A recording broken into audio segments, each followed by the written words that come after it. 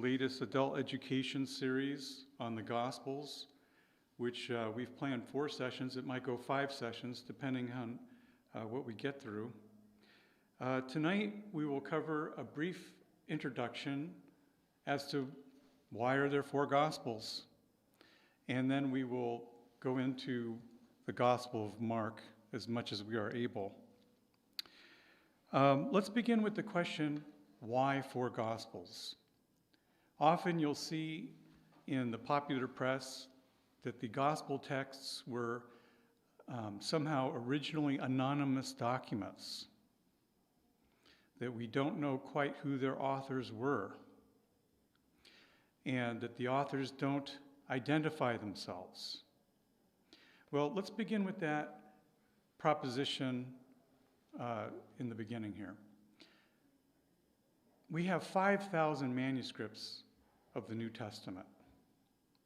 Not a single one lacks a title.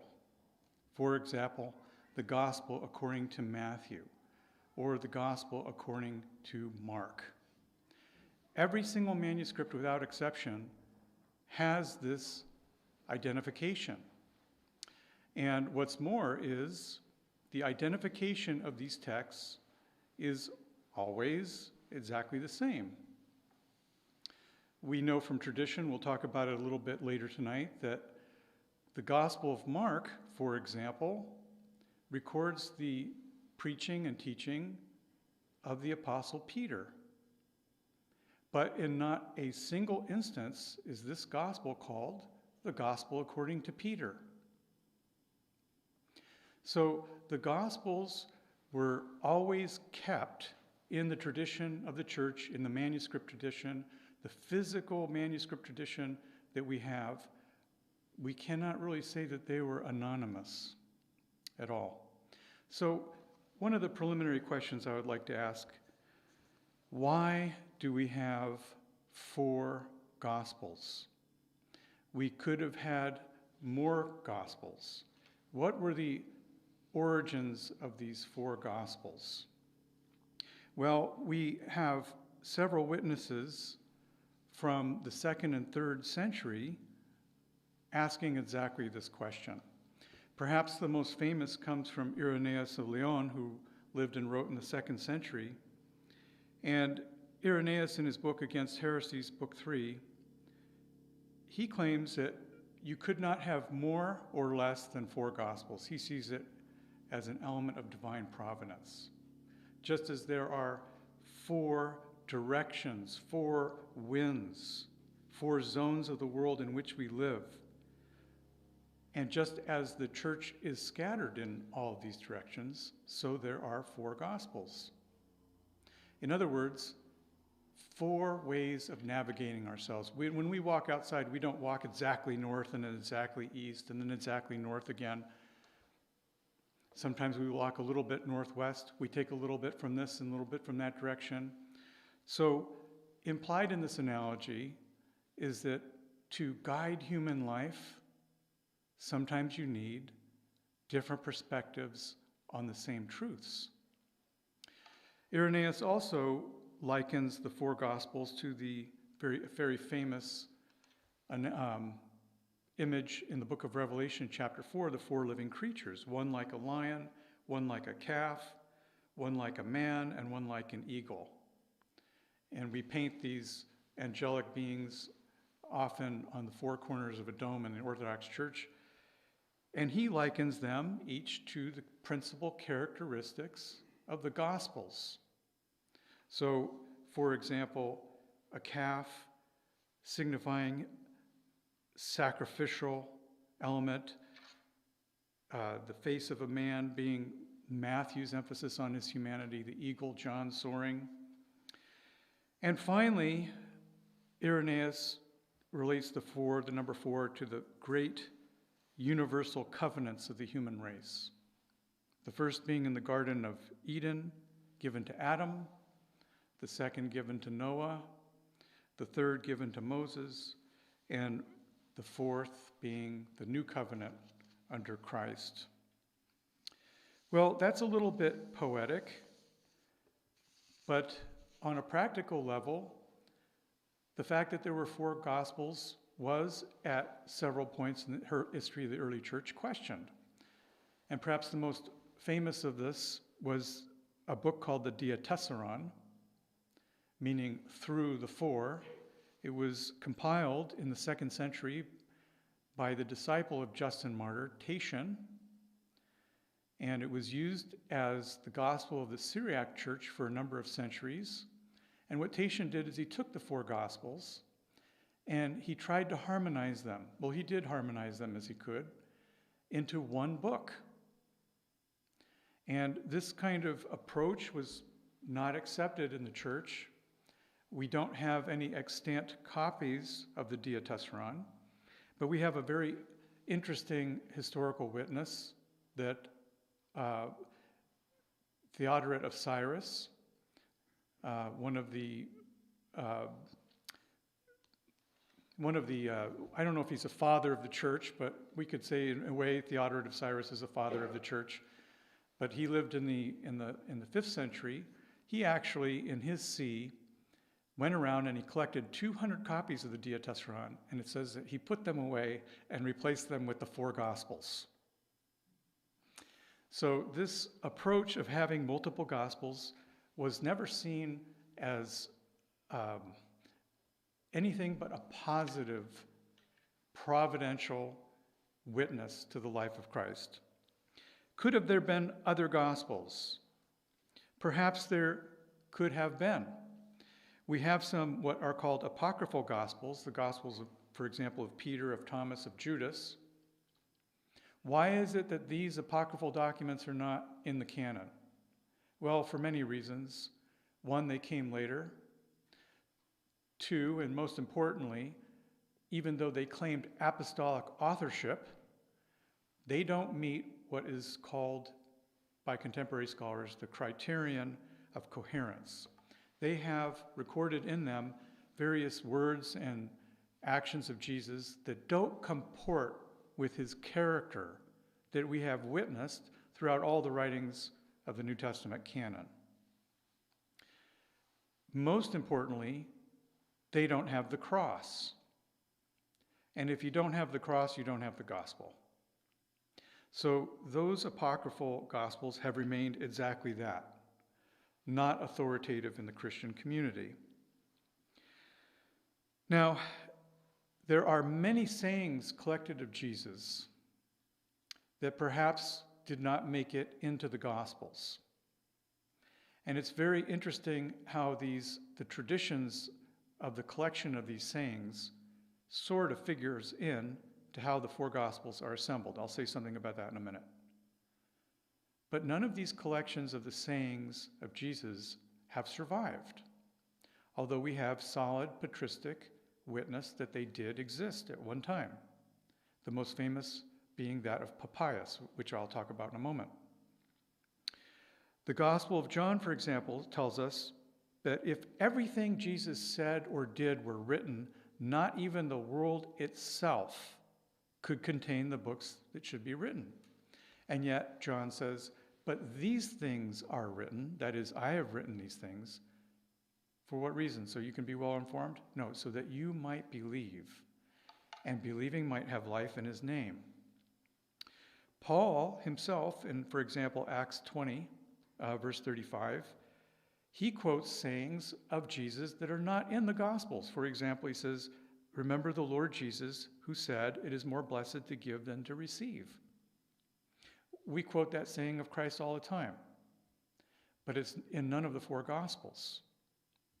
So as the gospel was spreading, as the apostles were preaching, what we had in the church was oral tradition. These apostles were recounting the life and work of Christ in their own communities as the situations called for it. When the Gospels were written, we see certain thematic emphases that are unique to each book. For example, and the early fathers that I'm talking about, for example, Irenaeus and Eusebius and Papias and others, Tertullian, Clement of Alexander, Justin Martyr, they witnessed to these emphases. In other words, the fathers of the church knew all of the discrepancies between the Gospels. For example, in Matthew and in Luke, we have two different versions of the Lord's Prayer, or we have a different number of Beatitudes, or we have some events that are in one Gospel that are not in another. The fathers of the church knew all of these things. So, for example, Matthew, according to tradition, wrote his Gospel for the Hebrews. We don't know if that means in Hebrew or for the Hebrews. It's definitely geared towards Jewish Christians in the fulfillment of prophecy. But we have no extant copy of the Gospel of Matthew in the Hebrew tongue. The Gospel of Matthew, as we know it, was written in Greek. Eusebius notes in his ecclesiastical history, now Eusebius is writing in the beginning and the middle of the 4th century, Eusebius notes that he possibly recorded some sayings that were later, sayings of Jesus in Hebrew that is, that were later translated, but that we don't entirely know. The Gospel of Mark, as I will talk about tonight briefly, was written to record the preaching of Peter about Jesus. And I'll have much more to say to that, but Justin Martyr, Clement of Alexandria, Tertullian, these early writers, they all witnessed to this fact. Luke recorded the teaching and preaching as it came to him through Paul. Luke was a disciple of Paul. Irenaeus, Tertullian, the Muratorian Canon, and other people witnessed to this fact. And John, often said to be writing last, and I personally do believe that John wrote last, wrote his gospel in such a manner to supplement much of the information in the other three gospels. For example, did John read the Gospel of Mark? I'll say something about that a little later. But John obviously recorded long dialogues that the others did not record at all. John was, according to tradition, just a young lad when he was called to be an apostle. Maybe he was 12, maybe he was 13. You can almost see that if someone like Nicodemus came to talk to Jesus by secret at night because he didn't want anybody to know that he was coming to talk to Jesus, and he had this life-changing conversation about a man being born again, that he probably wouldn't care in such a secret, private conversation if there was some kid there sleeping who was actually listening to the whole thing. John's gospel for many years, and I'll say more about this in my talk on the Gospel of John in a few weeks, John's gospel for many years was thought to be just a theological, almost mythical composition. Contemporary scholarship holds that the Gospel of John, of all four Gospels, is the gospel written by an eyewitness. The details that John provides us are extraordinary. John was present there while these things in the life of Christ were taking place. So the major concern of the fathers that knew all of these things was to defend the integrity of these Gospels' witness, and to do so to confirm their apostolic roots. It was not a problem, and they explicitly said that Mark did not witness any of these things himself. Mark was just a kid in Jerusalem. What can we say about the relationship between the four Gospels in contemporary scholarship? Well, to be very simple about it, about 200 years ago, maybe 250 years ago, a number of German scholars developed what we would now call source theory. That is, where were the sources? Were there any sources of these four Gospels? And they came up with a hypothesis, which is more or less accepted. People have to publish papers and write dissertations, so it'll be debated to the end of time. But it's called a two-source theory hypothesis, that Matthew and Luke, when they wrote their Gospels, they did so with two sources. One source was the Gospel of Mark.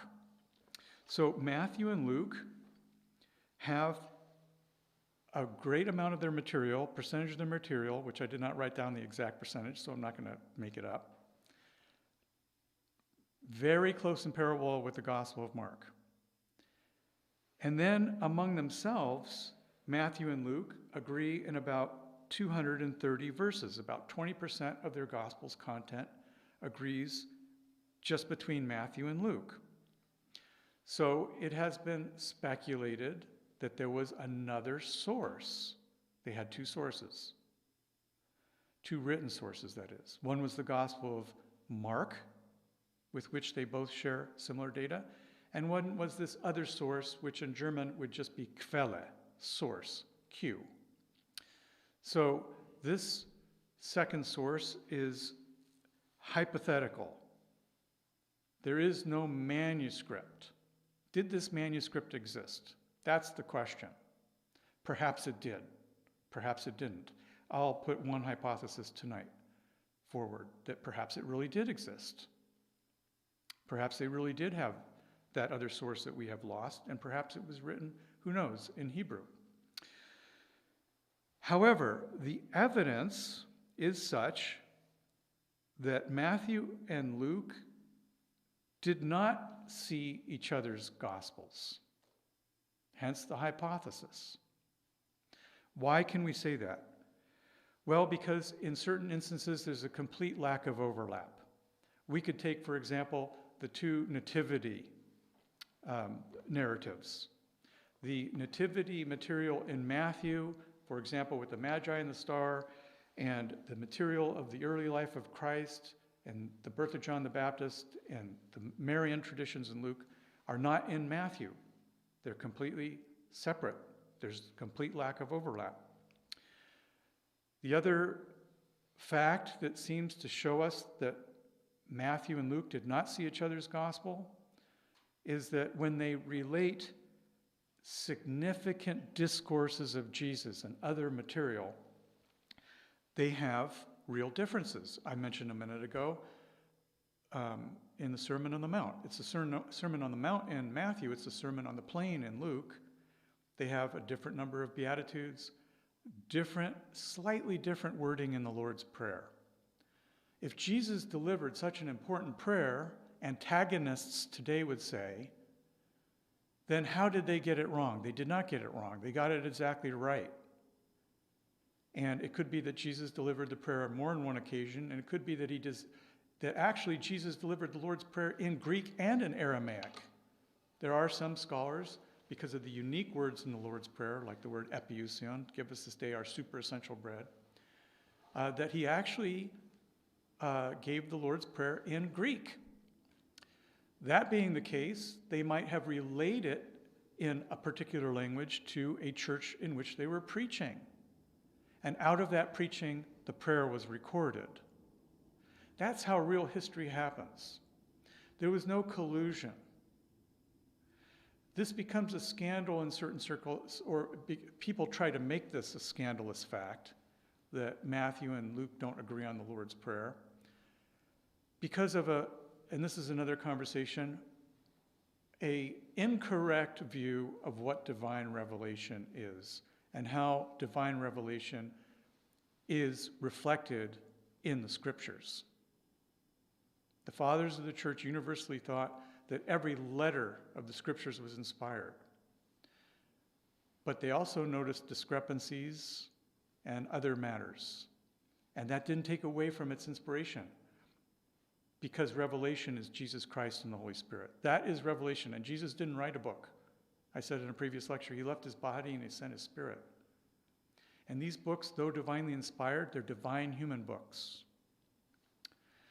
So their agreement is extraordinary, but they have divergence indicating that they were recording independent accounts of the same witnessed event. But Paul wrote his epistles first. And Paul has a very high exalted Christology. And Paul's writings started to be disseminated 20 years after the resurrection. That's extraordinary. and then the Gospels about a decade or two after that, as the first generation of eyewitnesses were being martyred and dying off. Did Paul know of any of these Gospels? Did Paul, for example, know that his disciple, his close disciple Luke, wrote a Gospel? The early church theologian Origen of Alexandria thought he did. And Origen interprets 2 Corinthians 8:18, where in his farewell address, Paul says, and that disciple or that brother who is famous in the gospel, some translations say famous for his gospel preaching, greets you. The Greek says famous in his gospel. Origen of Alexandria thought that this was a clear reference to his disciple Luke, who had written this beautiful gospel that was disseminated and well known among Christians, and he says that Paul gave his approval of this text. If Paul did so, it was probably in the last years of his life, as these gospels were being written down before this first generation of apostles was gone forever. Did, for example, the Gospel of John that was written last, did John read the Gospel of Mark? As it's pretty clear that Matthew and Luke did read the Gospel of Mark. Did the Gospel of John read Mark? We cannot prove that based on any similarity in citation, vocabulary, or word order. But if you ask any John scholar around today, they'll tell you there's no question about the fact that John read Mark. How could they say such a thing? Because in the Gospel of John, there are 12 parenthetical remarks, many of which have to do with a correction of chronology as Mark has it ordered. For example, for John had not yet been thrown in prison. John takes it, I don't have time to go over all the details of this, brothers and sisters, but I think you can appreciate the point I'm making, that there's ample evidence that John, in these parenthetical remarks that corrected the chronology of Mark's gospel, probably had Mark's gospel open on the table next to him, or read it later and added the parenthetical remarks after he wrote his gospel. Who knows? So here's the point. They all recorded their traditions as it was handed down to them in the particular pastoral circumstances of the apostles that they were following, who were preaching to different peoples of different backgrounds, Jews, Romans, in different parts of the Roman world. And when they wrote their gospels, they wrote them for the whole church. John did not just write his gospel to maintain theology in some elitist Johannine community. He wrote it for the whole church. And their differences show there was no collusion. The differences between the four Gospels is actually indicative of their historical veracity. So furthermore, they recorded things that they did not understand. So in other words, they recorded things that if I was trying to prove to you that Jesus was the Christ, I probably would not record. For example, in Matthew, I think it's Matthew 28, the rumor went out that they stole his body. Well, this is another discussion, but the very fact that Matthew records this slanderous rumor indicates, in the context of that era in Jerusalem, one fact: the tomb was empty and no one could deny it. And the grave clothes were left behind. We sing that at Vespers on tone 5. Who ever stole a body and a body naked and unclothed? When they anointed Jesus with this myrrh and aloes and put the shroud on him, this thing was glued to his body. There's a whole, I don't know if I mentioned this in a previous lecture, but there's a whole theory about the body of Christ leaving a cocoon behind him. Anyway, for example, in the Ascension, some doubted, one of my favorite verses. When they saw him, they worshiped him, but some doubted. Why would some doubt?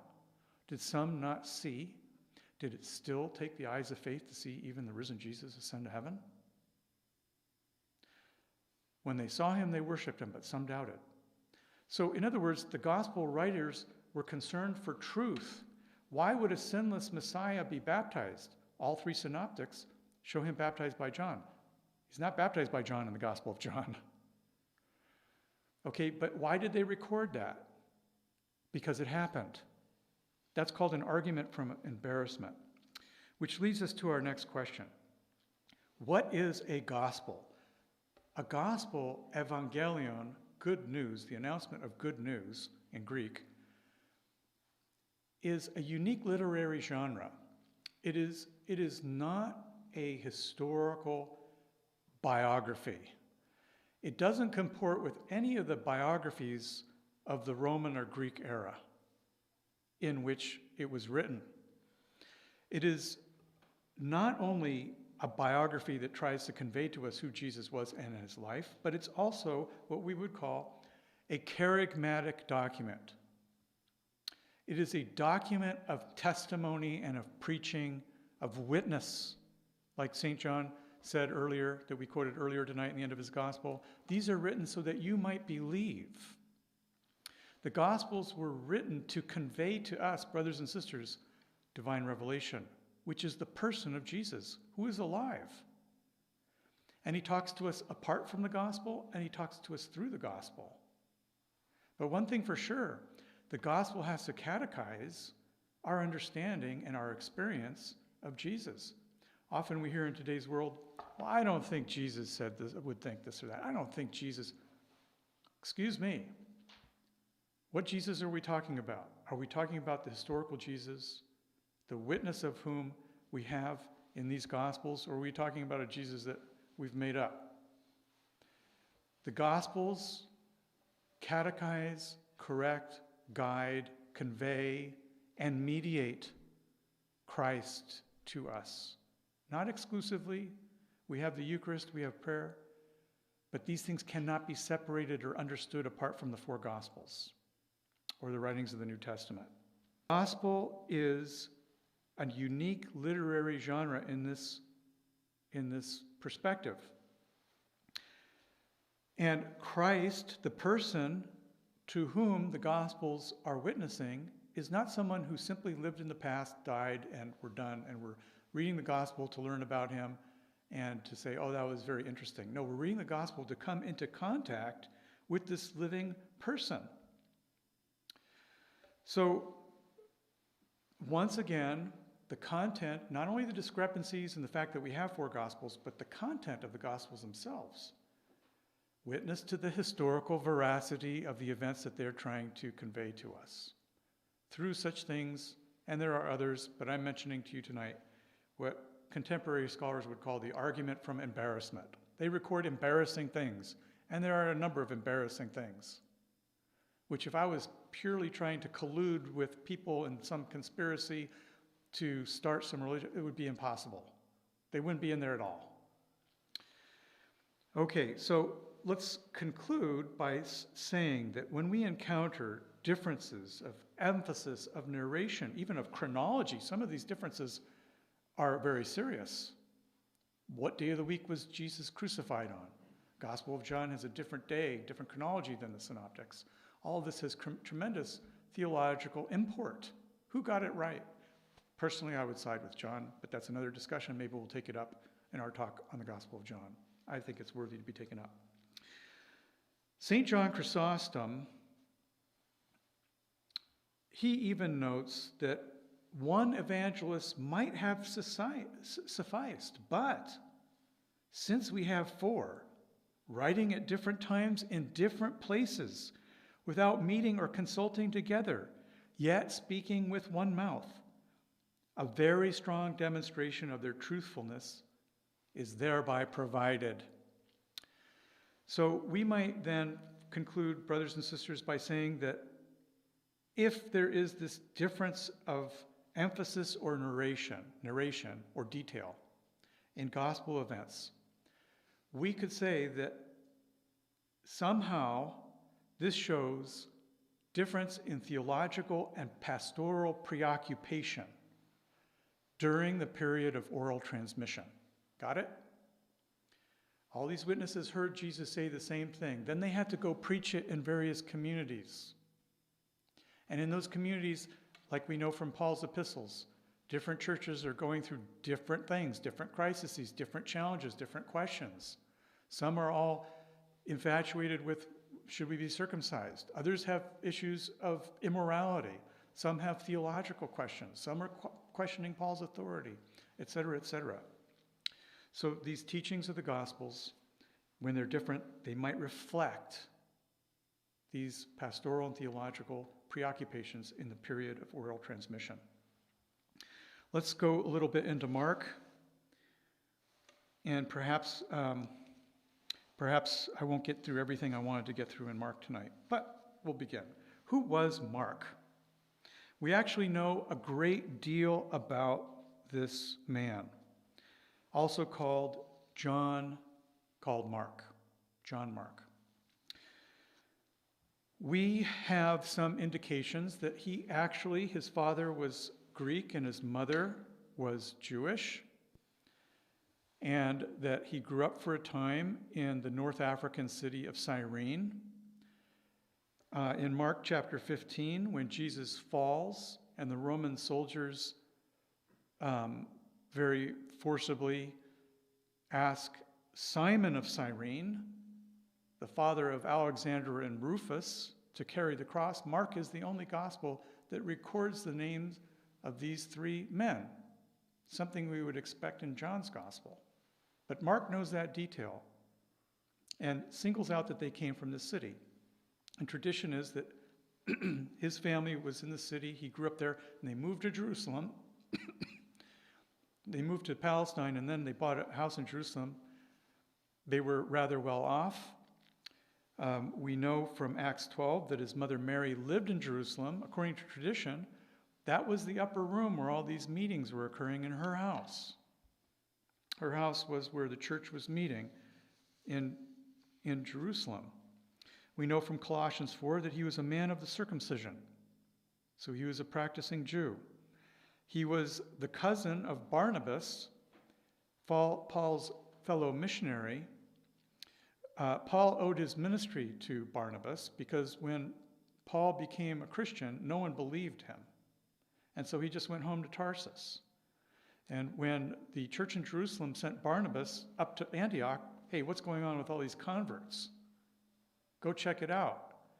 When Barnabas went there and saw the scene, we're immediately told in the book of Acts, he went to Tarsus to seek Saul. I think, personally, that Barnabas saw that he needed someone who was educated in the Roman world to come and mediate in this church. And from that point on, these two became quite a pair, but they had a little bit of a fight. Paul was, you can just imagine Paul, fiery individual, but at the same time, soft-hearted. So apparently they took this young boy, John called Mark, with them, and he got cold feet in Pamphylia, and he went home back to mommy. And so when they wanted, after Acts 15, to go out again, Barnabas wanted to take Mark along with them, and the scripture tells us that the dispute between Barnabas and Paul became so sharp that Barnabas took Mark to Cyprus and Paul took Silas. So they had this falling apart and they split up. But later on in life, we see that Mark becomes very dear to Paul, and he ministered to Paul during his imprisonment, possibly in Rome. We learn that from Philemon and 2 Timothy. And we also learn from 1 Peter 5 that Mark ministered to Peter in Rome, and Peter ends his epistle by calling him my son Mark. We also have a multitude of early church witnesses that Mark was recording the ministry and the preaching of Peter. One of the most important, perhaps the most important, comes from Papias of Hierapolis, who lived from approximately the year 60 to 130 AD. He was a contemporary of Ignatius of Antioch. He was a disciple of John, and he was a personal friend of Polycarp. And he was bishop of this town, which is in modern-day Turkey in Hierapolis, where the Apostle Philip is buried and where his 4 daughters lived. So this man witnesses that he took it upon himself to write down all the oral testimonies he could from eyewitnesses and from the immediate disciples of the apostles. And he compiled 5 books, which was called the Exposition of the Sayings of the Lord.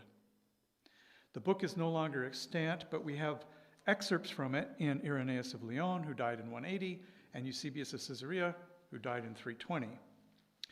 Now, the title of this book is very interesting because the title is Logion Kyriakon Exegesis. So this word logion in Greek, most of us know the word logos, right? Means word. The plural of logos is logi, but this is not the plural of the word logos. It's the plural of the word logion, which means an oracle or an authoritative divine saying.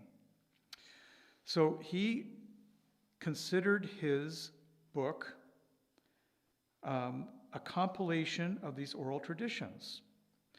But he also knew who was writing what among the gospel writers. So he tells us that Matthew made an orderly collection of the already existing logia. And that we might include in not only the words and teachings, but also the acts of Christ.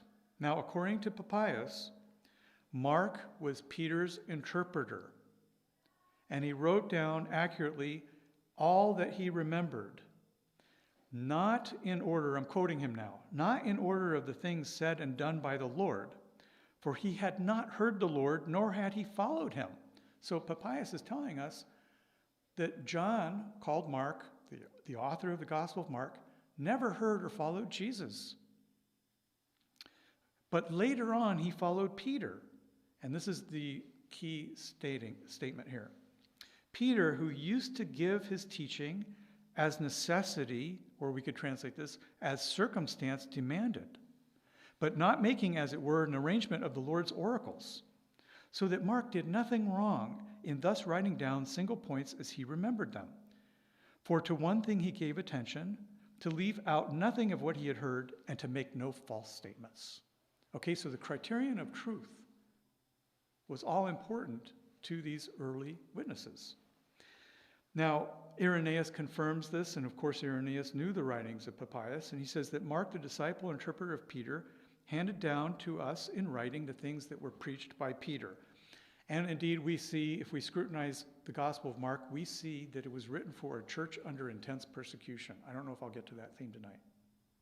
Which would make perfect sense if he wrote this in Rome when the founders of the Roman Church, Peter and Paul, were being martyred. Now, Clement of Alexandria, he goes into a little more detail, and he tells us why Mark wrote. He says that Peter's disciples became unsatisfied with only occasional oral teachings, and so they begged Mark to write them down since he was always with Peter. And he did so, and the apostle himself approved of this. So in other words, they saw this young man who's ministering to Peter, and they say, look, Mark, you're always with him. Things are getting a little hot and testy around here. You need to start writing this down.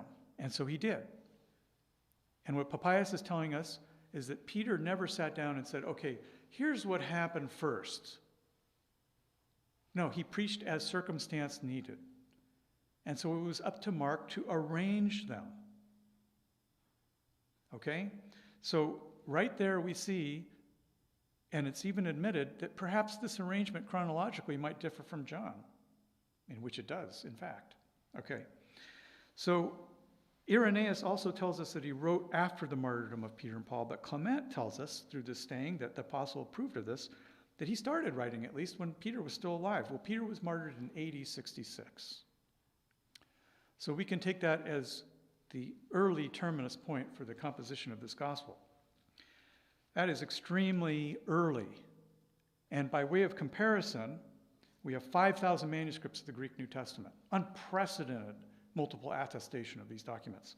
But by comparison, the life of someone as important as Alexander the Great We only have less than a dozen manuscripts of his life, and they were written 200 years after he lived. Okay, but even contemporary scholarship is finding that these documents are very accurate in the details they provide of the life of Alexander. Okay, so Mark, what am I doing on time? I'm so long-winded. We'll go for another 10 or 15 minutes. Okay. I might have to come back. I was telling the boys before we started, I didn't have time to coagulate all my thoughts on Mark. So what do we see in Mark? What are some of the key themes or characteristics of the Gospel of Mark? Well, I'm going to begin by pointing out a very interesting narrative device that we have in the Gospel. And we'll see this especially in the Gospel of John.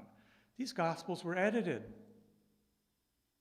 When we say divinely revealed, or inspired rather, that's the proper word. When we say that the Gospels are divinely inspired, we're not excluding the fact that men thought about this, researched things, arranged things, edited things, and then compiled them, and perhaps had several sources. Now, back on this issue of the two-source theory for Matthew and Luke being Mark and Quelle, source, it could be that just like Papias had compiled a 5-volume collection of oracles of Jesus, it could be that there were other collections. And when this collection was fully incorporated into the gospel, it was no longer maintained. That's like writing a chapter for an article and then putting it in a book. Well, the book is the main thing now, right? So there's nothing wrong with saying that Matthew and Luke had two sources. And then they have their own independent traditions based on the apostles that they're following and their traditions, Luke following Paul. So one of the narrative devices, something that was perhaps edited intentionally into the Gospel of Mark, is called an inclusio. An inclusio is a narrative device in biblical texts where a detail or a set of details are repeated at two different times, precisely at the beginning or the ending of a particular story. And by repeating these details at the beginning and the ending of this particular story, it gives the narrative unit, it brackets it off, so to speak, and it gives it a sense structurally and thematically. So we happen to have an inclusio in the Gospel of Mark at the very beginning and at the very end. And at the very beginning of the Gospel, in chapter 1, we have the baptism of Christ. And at the very end, we have his crucifixion. And in the baptism and the crucifixion, we have, scholars have noticed, commentators have noticed, we have the repetition of certain details. For example, in both events, there is a voice heard declaring that Jesus is the Son of God. So at the baptism, the Father says, "This is my beloved Son." At the crucifixion, the centurion witnesses, "Truly this man was the Son of God." At both the baptism and crucifixion, we have allusions to Elijah. So Elijah is present in the baptism because John the Baptist is compared to Elijah. He's present at the crucifixion because Christ calls out in the Gospel of Mark, "Eli, Eli, lama sabachthani," and that says, my God, why hast thou forsaken me?" But people heard Eli and they thought he was calling for Elijah. In both the beginning and the end, baptism and crucifixion, there is a schism, a ripping open of heaven. So the baptism, Mark says that the heaven was ripped open and the Spirit descent on Jesus. And at the crucifixion, the veil of the temple was ripped, schismed in half. Now we know that this veil, like this veil right here, the veil of the temple, which was a huge, beautiful, magnificent thing in blue, crimson, and purple, Josephus tells us that in gold thread it had the entire panorama of the heavens woven into it. So this heavenly separation between the temple and the Holy of Holies, heaven was open, ripped in half. And finally, the Spirit, in both the baptism, the Spirit descends and rests on Jesus, and at his death on the cross, he breathes forth the Spirit. So these clustered motifs, they break it off, they give the whole gospel its narrative emphasis, which is revelation and redemption. The kingdom of God and the suffering servant, the way of the cross. So we see, for example, these themes, suffering of the cross.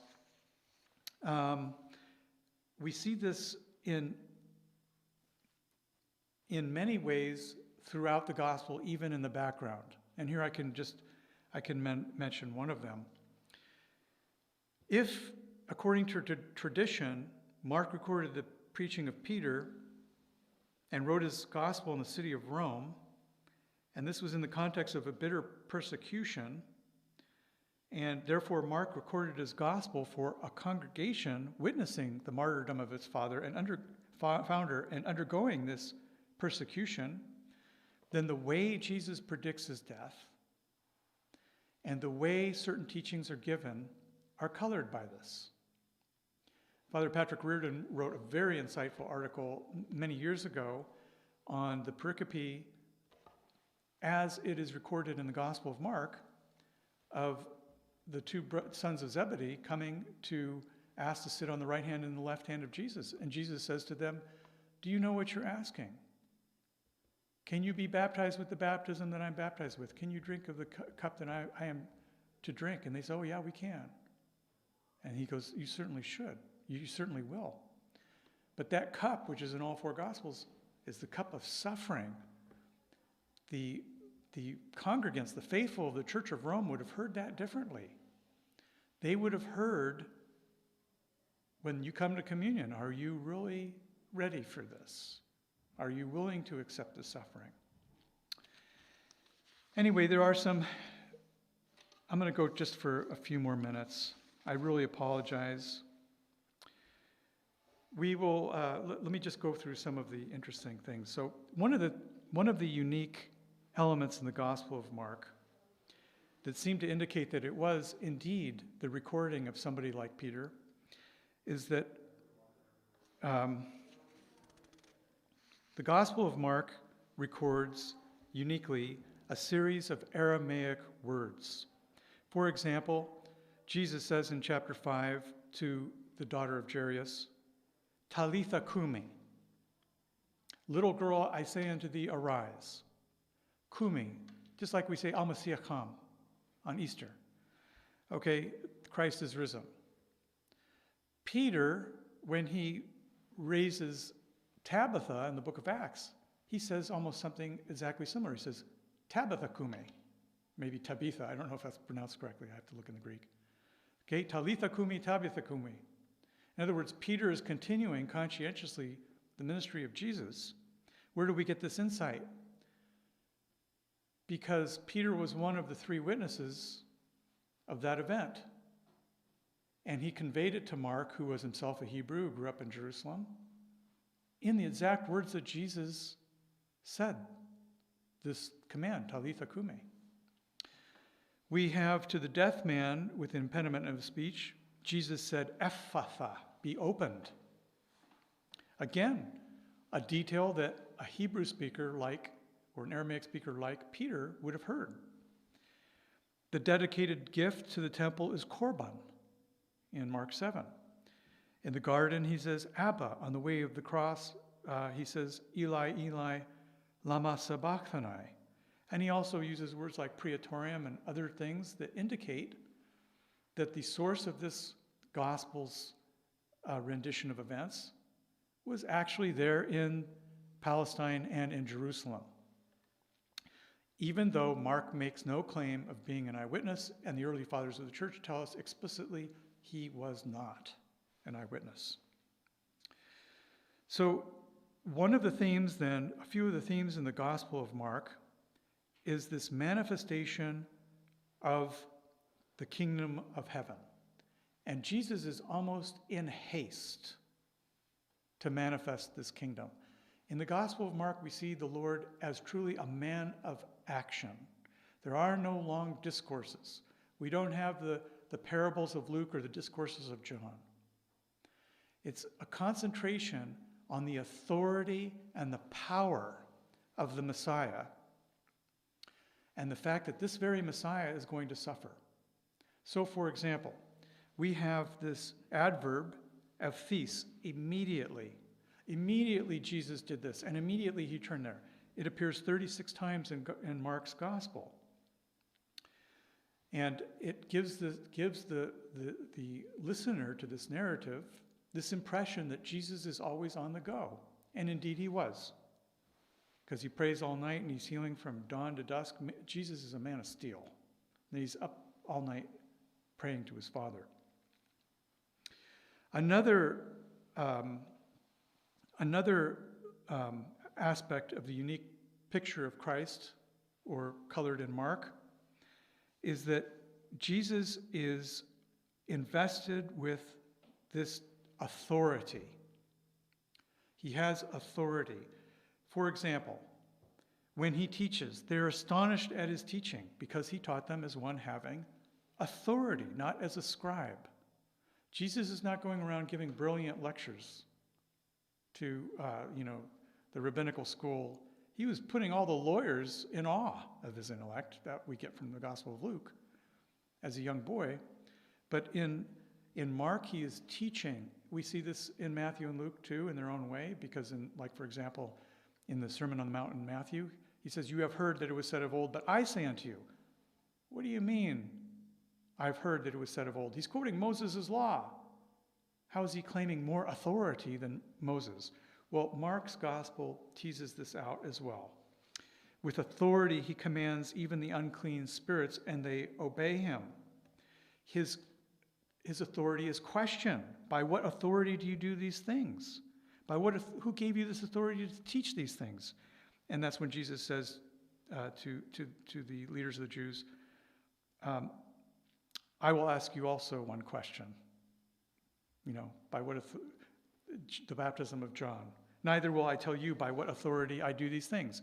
So Jesus' authority is something which is sacred in the term of mysterion. And it's not simply shared. It is evident.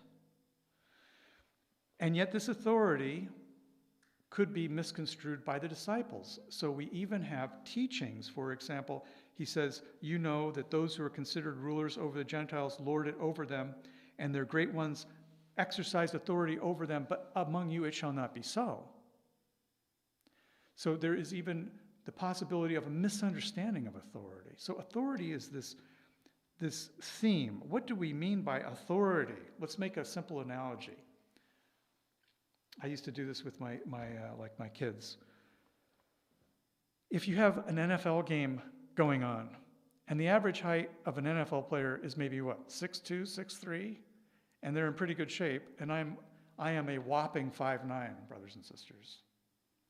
And if I were to go onto the field and tell someone stop, I would probably be flattened like a pancake.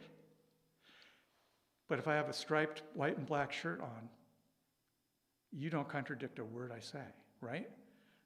That person is not the most athletic person on the field. He's lifted above everyone else, the referee. By what? Because he's invested with authority. And that authority trumps everything else. Well, we have this type of, forgive me for that kind of worldly analogy, but we kind of get this feeling in Mark, this is one of the themes that, and we don't have time to tease it all out, that Jesus is the man of great divine authority. He is the Messiah. Mark's Christology 2 more minutes. Mark's Christology has this view of Jesus as the Son of God, as the Son of Man. The Son of Man not being human. Jesus refers to himself as the Son of Man. He's referring to this divine, heavenly figure from the book of Daniel, the Son of Man, who is going to appear at the end of the ages as judge, as God's judge.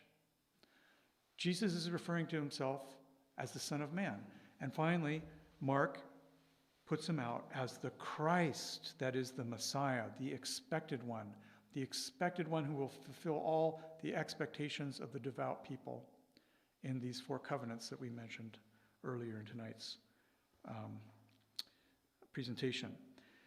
I will end, I guess, with just, in the interest of time, 2 themes that have to do with also Jesus' identity as Son of God, Messiah, and Son of Man.